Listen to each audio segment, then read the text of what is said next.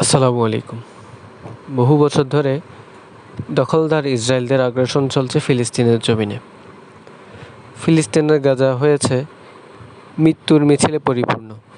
মানবতা যেন ফিলিস্তিন থেকে উঠে গিয়েছে। ফিলিস্তিনের ইস্যুকে কেন্দ্র করে যখন বিশ্বের বড় বড় সামরিক শক্তিতে পরিপূর্ণ দেশগুলো নীরবতা পালন করছে, সেই সময় ইমানের দাবি নিয়ে সুফিবাদে বিশ্বাসী মুসলিম দল আহলে সুন্নাত ওয়াল জামাত রাজধানীর বুকে করেছে প্রতিবাদ সমাবেশ। বলছি 26শে এপ্রিল রাজধানীর বুকে হওয়া সেই প্রতিবাদ সমাবেশের কথা। এক ঐতিহাসিক সমাবেশ। বাংলাদেশের জমিনে বিভিন্ন দরবার, বিভিন্ন সংগঠন একসাথে ঐক্যবদ্ধভাবে করেছে এই সমাবেশ। লক্ষ লক্ষ মানুষের সমাগমে পরিপূর্ণ রাজধানী। মিছিলের পর মিছিল আসছে, স্লোগান হচ্ছে নারে তাকবীর, আল্লাহু আকবার, নারে রিসালাত, ইয়া রাসূলুল্লাহ সাল্লাল্লাহু আলাইহি ওয়াসাল্লাম। সেই সাথে আওয়াজ উঠেছে ফ্রি ফ্রি প্যালেস্টাইন। সকলের কাছে ফিলিস্তিনের পতাকা মনে হচ্ছে যেন একখণ্ড ফিলিস্তিন।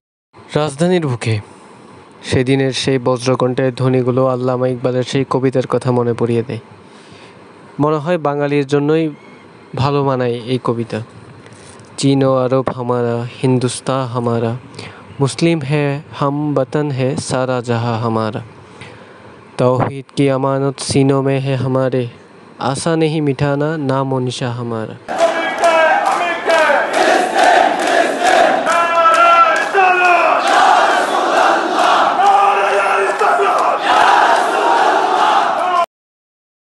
ইনশাআল্লাহ এই সমাবেশ, এই রিসালাতের স্লোগান আমাদের এবং পরবর্তীদের জন্য হবে অনুপ্রেরণা। একদিন আমরাই সকল জুলুমের অবসান ঘটিয়ে ফিলিস্তিন জয় করব এবং পুরো বিশ্বকে কালিমার পতাকা তলে এনে বিশ্বের মাঝে শান্তি স্থাপন করব রাসূলুল্লাহর আদর্শের মাধ্যমে। এবং পুরো মুসলিম উম্মার জন্য রাসূলুল্লাহর আদর্শই একমাত্র আদর্শ, যা সমাজে, দেশে, পরিবারে শান্তি স্থাপন করতে পারে। সংগ্রাম আমাদের, বিজয় আল্লাহর। তুলো আওয়াজ, ইয়া রাসূলুল্লাহ সাল্লাল্লাহু আলাইহি ওয়াসাল্লাম।